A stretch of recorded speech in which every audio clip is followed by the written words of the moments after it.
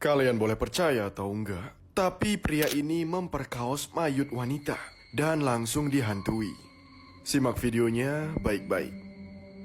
Pada tahun 2011 lalu, di kota Liaquatabad, Pakistan, terjadi peristiwa mencengangkan yang melibatkan seorang pria bernama Muhammad Riaz. Riaz membuat warga geram karena pengakuannya yang telah memperkaos 48 mayat wanita di tempat pemakaman umum Paposh Nagar. Riaz bercerita kalau dulu ia dan almarhum temannya yang bernama Wazir biasa menjaga kuburan. Kedua pria itu bertugas untuk menyiram tanaman dan tanah kuburan yang ada di sana. Namun diam-diam keduanya ternyata sudah merencanakan hal yang jahat. Pada waktu asar tiba, sekitar jam 3 sampai jam 5 sore, si Riaz dan Wazir ini akan melakukan identifikasi gender dari para mayut melalui warna kain kafannya. Oh, yang ini warna putih nih, cowok pasti mayutnya nih. Nah, kalau yang ini agak keping-pingan nih, pasti cewek mayitnya nih, kata Riaz dan Wazir. Ketika malam tiba, mulai nih Riaz dan Wazir menjalankan rencana jahatnya. Dua orang itu akan mencari jenazah yang masih gadis dan kemudian memperkaosnya. Mereka sudah melakukan hal keji ini sejak 8 tahun lamanya, tanpa diketahui siapapun.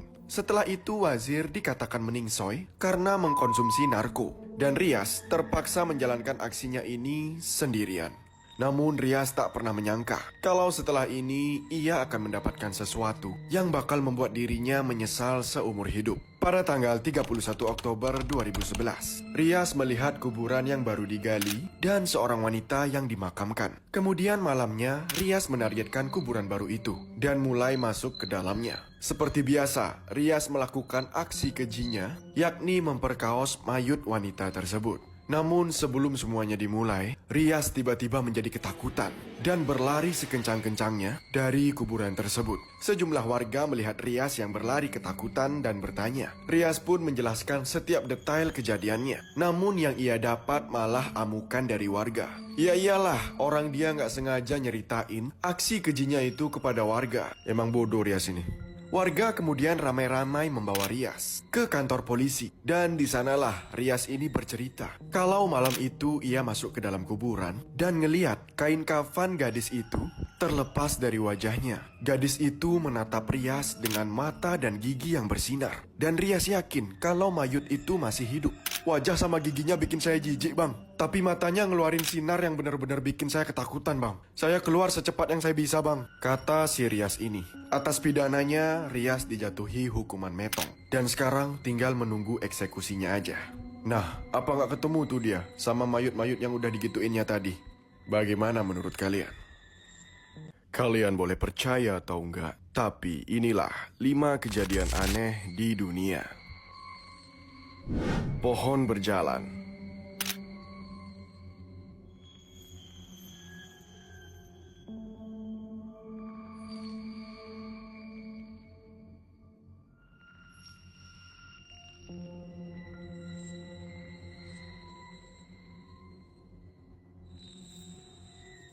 Mekah menjadi hijau.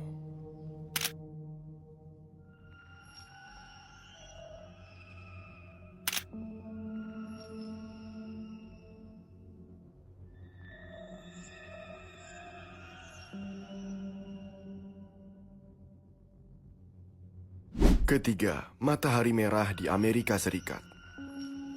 So hopefully this gets over to the conspiracy side of TikTok, alien side of TikTok. This can't be the sun, y'all. I've never seen the sun that red before. Why is the sun red? Anyone else seeing this?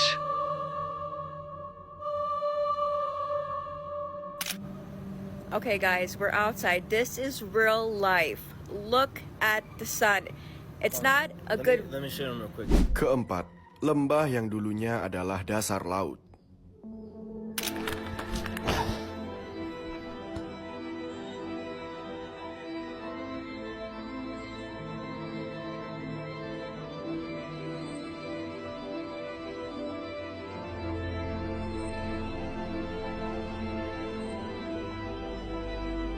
Kelima, sosok melayang di Selat Bali dan Lombok.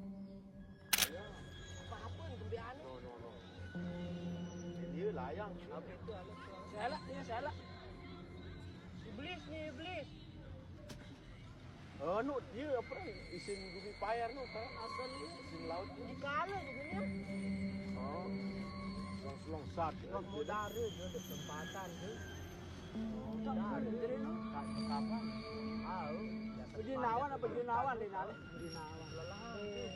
Oh dulu. Kalian boleh percaya atau enggak, tapi inilah manusia termuda yang dieksekusi matong. Simak videonya baik-baik. George Stinney Jr. merupakan remaja berumur 14 tahun. Ia lahir pada tanggal 21 Oktober 1929 di Carolina Selatan, Amerika Serikat. Remaja kulit hitam ini adalah orang termuda yang dihukum matong. Di umurnya yang masih kelas 3 SMP ini, Stinney sudah merasakan sakitnya disetrum oleh kursi listrik hingga meregang nyawa. Mengapa Stinney bisa berakhir di kursi listrik padahal ia adalah seorang remaja yang masih muda? Ini adalah kasus yang menyedihkan, guys. Banyak yang mengaitkan kejadian ini karena rasisme pada masa itu sangatlah parah. Jadi si Stinney ini dituduh membunuh 2 anak kecil berkulit putih. Kronologinya, pada tahun 1944 telah dilaporkan hilangnya 2 anak perempuan yang masing-masing bernama Betty June berusia 11 tahun dan Mary Emma Dames berusia 8 tahun. Setelah beberapa lama hilang, akhirnya mayat kedua bocah ini ditemukan oleh tim pencari. Ditemukan luka pukulan pada kepala kedua anak kecil tersebut. Dan tahu nggak guys, yang pertama kali menemukan mayat 2 gadis ini ialah ayah Stinney sendiri, yang juga tergabung dalam tim investigasi. Namun ayahnya nggak punya banyak suara untuk melawan tuduhan-tuduhan yang ditujukan pada putranya. Menurut keterangan para saksi, Stinney dan saudara perempuannya, yaitu Amy Rufer, adalah orang terakhir yang melihat kedua anak perempuan itu saat berada di sebuah ladang dekat kota Alkalu. Anehnya, polisi langsung mencurigai Stinney sebagai pelakunya.